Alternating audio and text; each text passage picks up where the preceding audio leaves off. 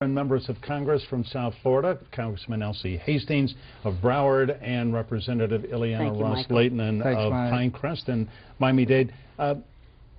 Let's talk about the Middle East. We are having this conversation just as a ceasefire goes into effect, so we may be overtaken by events a little bit, but let's just sort of get it on the record. If over the border of the United States from Canada or from Mexico, if a group, a jihadist group of some kind, were firing missiles into this country, how long would we sit idly by without retaliating? And it's amazing that not only is this what 9/11 is every day for Israel, but also that the international community sometimes does not pay attention to this ongoing strife and battle that Israel is a part of, until Israel decides, hey, we've had enough. We're going to retaliate in order to be defensive. And thank goodness that Congress, in a bipartisan way, is so supportive of programs like Iron Dome that actually is a defensive measure to make sure that those rocket attacks don't hit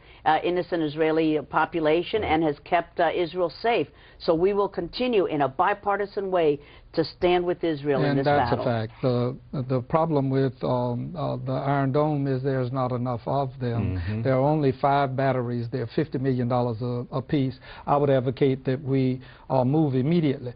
Listen, Michael, from a geopolitical standpoint, this is the worst time for all of this to be taking place. We have issues with Egypt and the Brotherhood. We sat on the sidelines after the last... but President Morsi, if I may interrupt, you know, has stepped forward and been an effective kind of mediator in a way that I saw Shimon Peres say we are surprised by how effective he has been to try to end this, or at least bring a halt to it. And we know the stick in the mud is Iran.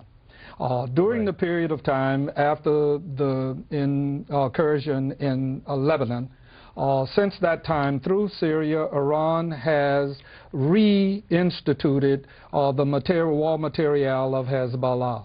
So there could be and should be a legitimate discussion as to whether or not a ground invasion is necessary in order to take out whatever is Hamas. I sat with Bibi Netanyahu in his home, and he described to me the Ring of Fire. This is a particular precursor. We are having difficulty with Syria, of course, and the Golan Heights sits right there.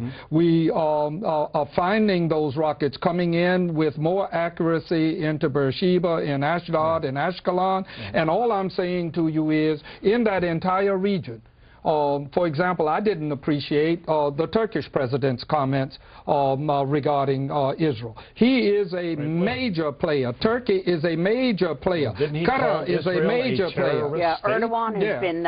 He wants to be the big guy in the in that part of the world, and he sees himself as the strong man, is building up his chits and elbowing his way, and that's not the way to do it. Now, I'm still concerned about the Palestinians trying to get that two-state solution, the one-state solution, really planned through the UN without negotiating a peace treaty with Israel. So we'll be looking out for that as well. And you have to ask yourself the question: why did Hamas continue this rain of rockets? And the simple fact of the matter is that it could very well be a part of Iran's design to test all of the things, including Iron Dome. It could also be the design of Israel to have some of those tests ongoing. I know both of you have been to Israel many times. 14 for me. I have been there just once, and it was during the Intifada, and could not get to even the West Bank, much less to Gaza. But, well, the Intifada continues. Now it's a different form. Instead of throwing stones, they're throwing missiles from Gaza. Right, but I mean, the issue, it seems to me, is that you have the Palestinian Authority in the West Bank, which is willing to at least talk and sit down and negotiate. As corrupt as that leadership may be, at least, I mean, when you look at the parade of horribles, that's the less horrible option. But Hamas is, and they have the people of Gaza, which is called the world's largest open-air prison. It's really an awful place. They have them captive. And they keep them in this dependency mode so that they see Hamas as the provider for everything, because the people don't have jobs, the children are afraid to go to school, they just get indoctrinated, and so Hamas is the big daddy, and they control through terror their own population. Michael, there's an attendant feature that needs to be addressed, and we need to address it significantly in Congress. Jordan is having difficulties, and these are the people that absorbed Iraqi refugees, now have absorbed significant numbers of Syrian refugees, and had already had people who were never to return to anything called Israel, Palestinian refugees.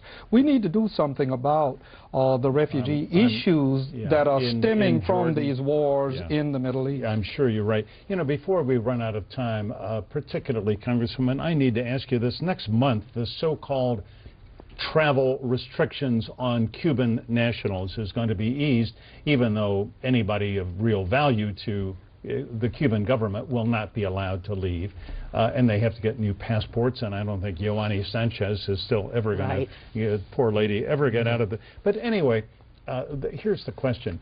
Is this the time for Congress to look at the Cuban Adjustment Act, because a lot of Cubans who finally will be able to leave are going to go to third countries, and they're going to wind up in the United States. And of course, the minute that they set foot on U.S. soil, they are granted residency. Well, I think that we will be looking at the Cuban Adjustment Act, because based on another way of looking at it, there are a lot of Cuban Americans who are going to Cuba using the Cuban Adjustment Act a year and one day after being here to return to a country from which they said they had been persecuted. And so obviously, what is it that you're doing, going back to the place where you say you're being hounded and harassed, and yet you're there again. So this wet foot, dry foot policy also has been, it's like a roulette wheel, a game of chicken with people's lives, where you say, let's see if I can touch sand and touch the U.S. and how many lives are under the sea there. That's if you're Cuban. If you're Haitian,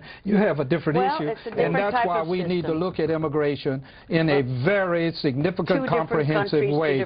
And the simple fact of the matter is, if we do not address immigration reform, come 2016 we'll have a repeat of the same circumstances. It is critical that we do that, not only review the Cuban Readjustment Act, but that we review our policy as it pertains to immigrants in this country, period. If immigration reform is not, if it is not really totally revamped, and we got a new immigration and fairer immigration system, and if Republicans don't support it, if they don't listen to you and Jeb Bush and a number of other reasonable Republicans on this, Hispanic voters are just, I mean, they didn't vote for Mitt Romney this time. They will not vote for whoever the Republican is 4 years from now. Well, there are sound, humane reasons to vote for in favor of comprehensive immigration reform. I hope that politics is not one of the reasons that we should. But the reality is that we did